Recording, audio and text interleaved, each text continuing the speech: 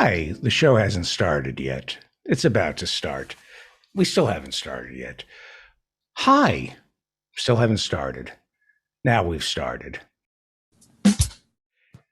Where is President Biden on bringing peace to Ukraine? There's been a lot of tough talk and threats. We saw it during the State of the Union, but no real calls for a ceasefire. Where is Joe Biden on bringing peace to Ukraine? Where is America? Why are peace talks right now going on between Ukraine and Russia? Why are those peace talks being brokered by Belarus? That's Biden's job. Our Secretary of State, Blinken, should be over there right now, working around the clock, trying to stop the fighting. Why is President of France, Emmanuel Macron, speaking to Putin and not Biden? Why is French President Emmanuel Macron speaking to Putin and not Biden? Where is Biden? Where is America? War is wrong. War is a crime. Invading Ukraine is a crime. The same way invading Iraq and Afghanistan were also crimes. We must stop war no matter what it takes. We must stop war, and we must only fight war after every single other avenue has been exhausted. Can Joe Biden honestly say he's exhausted every avenue towards peace? Now, people have asked why Putin waited until Biden was president before invading Ukraine. They say, why didn't he invade when Trump was president? Okay, Trump should be behind bars. Trump is the worst president this country's ever had. But I think the reason Putin didn't invade when Trump was president is because Trump made it clear that he wanted to dissolve NATO. We didn't like it when he said that. We don't want to dissolve NATO, but he made it clear to Putin that he was no fan of NATO. Putin didn't invade when Trump was president, probably because Trump and the entire Republican Party are puppets of Putin. They get their money and their compromise from Putin because the right in America view Putin as the standard bearer of white nationalism. Putin is evil, Trump is evil, white nationalists are evil, and so is invading Ukraine. That's evil. Invading Ukraine is evil, and it is the job of the United States, my country, it is the job of America, which spends more on military than the 10 countries below it combined. It is the job of America to keep the peace. Where is the shuttle diplomacy? Where is the promise to Putin that we can negotiate Ukraine, that maybe we won't invite Ukraine to join NATO if that will bring peace to Ukraine? If promising Putin that Ukraine will never join NATO is enough to stop the invasion, wouldn't you make that promise? The whole purpose of NATO is to protect our allies. If you can protect one of our allies, Ukraine, by saying, no, it's not going to join NATO if that will keep Putin from invading, wouldn't you say that? We're told that Putin invaded because he's afraid Ukraine would join NATO. So before you unleash the dogs of war, why don't you make a promise to him that Ukraine won't join NATO? Shouldn't we at least try that? I mean, the purpose of NATO is to protect our allies. If one of the ways of protecting our allies is keeping them out of NATO, shouldn't we at least try that? Now, what we have right now is a nightmare scenario.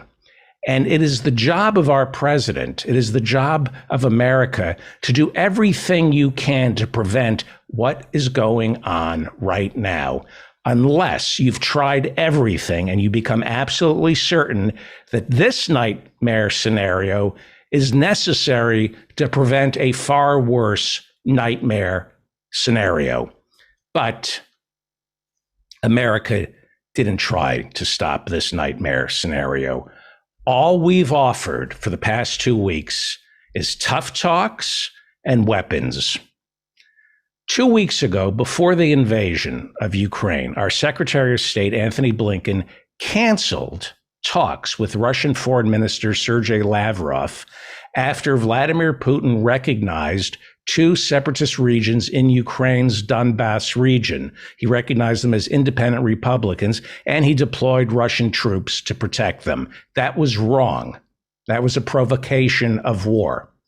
But what was also wrong is that Anthony Blinken, 2 weeks ago, our Secretary of State, stopped talking to Russia 2 weeks ago. The minute Russia recognized the Donbass region, we stopped talking to Russia.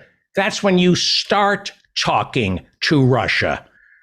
And right after Putin, even before Putin recognized the Donbass region, Biden kept saying, Putin's going to invade.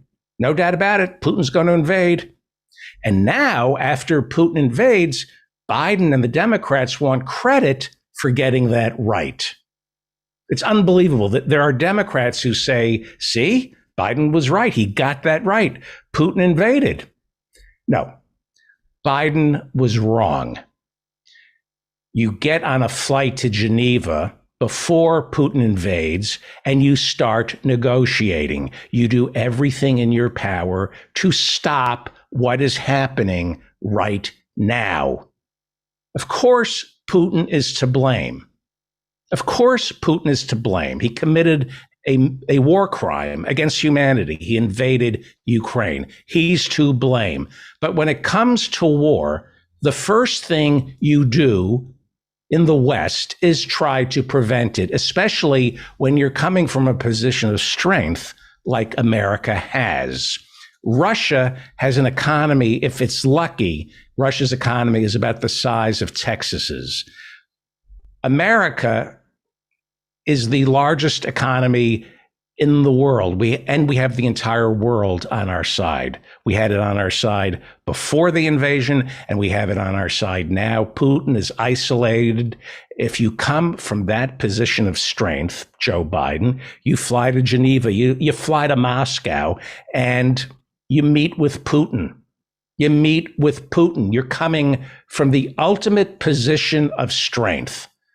You meet with Putin, you ask him if he's doing keto because he looks fantastic, and you say whatever it takes to prevent what is happening right now. You say whatever it takes to prevent the mass slaughter that is taking place right now in Ukraine. Where is the State Department? Where is the diplomacy? Why is Belarus brokering the peace talks? Why is America on the sidelines? There is a full-scale invasion right now.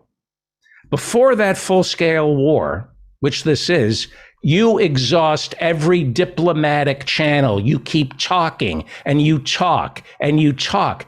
This is not a game. The problem in Washington is a lot of the people advising Joe Biden think this is a game. We have a lot of military historians who are loving this because this is a ground war, essentially. Essentially, it's a ground war. It's old school, and military historians cream their pants over this stuff. They get to compare it to Napoleon. They're poring over the satellite maps. They're enjoying supply chain issues for Russian troops who are reportedly not getting fed. There are military historians who are not only fascinated by war, they love it. And they can't get enough of this because it's an old school war. It's a 20th century war. But this isn't a game. It's not a military exercise to see what Putin's got. It's war. And you do anything and everything to stop it. You do everything and anything to prevent it. And then once it breaks out, you do everything to stop it. Where is the shuttle diplomacy? Where is Anthony Blinken? Where is Joe Biden on this? So far, the White House is just sitting back. Tough talk at the State of the Union. A lot of tough talk. A lot of bipartisan warmongering, tough talk. I Googled the words Joe Biden calls for peace. I Googled the words Joe Biden calls for ceasefire, and I came up empty. Anthony Blinken, our Secretary of State, is founder of WestExec, a Washington firm that lobbies on behalf of the defense industry. I am not suggesting Blinken wanted this invasion. I'm suggesting he's not appalled by war the way normal sentient human beings are. I suspect Blinken and the people around him see war as a permanent state of nature, and it is their job to minimize it while profiting off of it. Let's not forget where Joe Biden spent Thanksgiving, inside the $40 million mansion of David Rubenstein, founder of the Carlyle Group, the largest war profiteer in the world. Let's never forget that. So instead of talking with Putin to try to prevent this war, this slaughter, where maybe 5 million Ukrainians are going to end up as refugees, you talk. You don't cut off peace negotiations because Russia has sent troops into Ukraine to protect separatist republics. You start peace talks when that happens. That's when you throw yourself completely into peace talks and you keep talking until the fighting stops. Now, maybe Putin would have invaded Ukraine no matter what we promised, no matter what we said, but at least you were talking. At least you tried. And you keep talking until there's a ceasefire. This should not be going into its second week because nobody wins a war. Not Ukraine, not Russia, not America. There's no such thing as winning a war. You cannot win a war. We didn't win World War I, which is why we had to fight World War II. And did we really win World War II? Or did we just destroy Germany? Did we level Germany and prevent England, France, Belgium, and the Netherlands from falling under the Nazis? Is that winning? We couldn't stop the Russians from taking over all of Eastern Europe. And after that, we couldn't stop North Korea or Vietnam from becoming communist. We couldn't bring democracy to Iraq or Afghanistan. All war is a failure. The fact that you're fighting a war is a failure, and the war itself will always be a failure. The most you can hope for, like in World War II, is a few million more of their guys ending up dead than ours. That's not victory. War, by its very nature, is both a crime and a failure. And that includes World War II, the good war, the war my father fought in. Now, we always talk about World War II here in America starting on December 7th, 1941, but nobody ever asked what we could have done 10 years earlier in the lead up to prevent it. When we think of the war in Europe, we think of Chamberlain at Munich, and it was 1938, I think it was 38. We always think of Chamberlain at Munich appeasing Hitler. Well, nobody ever asks, what could Great Britain have done 10 years before that, starting in 1928? The fact that there was a war in 38 and 39 tells us that Great Britain failed. France failed. They didn't take the necessary steps 10 years previously before the war started. Any appraisal of any war will tell you the necessary steps to prevent that war were not implemented for one reason: greed. Greed and more greed. A little laziness, but most importantly, greed. I can assure you that in 2012, there were plenty of steps America could have taken to prevent what's going on right now in Ukraine. There were steps we could have taken 10 years ago to prevent Putin from invading Ukraine, but greed got in the way. Greed got in the way. And greed is getting in the way right now Greed is what prevents Joe Biden from getting on Air Force One and flying to Geneva or Moscow or Belarus and sitting down with Putin and putting an end to this war. Where is the diplomacy? Instead of being angry that Russia invaded Ukraine, which I am, we should be equally angry that Biden is not talking to Putin. The greed 10 years ago was America wanted Ukraine. Ukraine is the largest and probably richest former Soviet republic. Our banks 10 years ago wanted Ukraine. The International Monetary Fund, the World Bank, wanted to lend Ukraine money so it could do what it does to every developing country, privatize whatever the oligarchs hadn't stolen.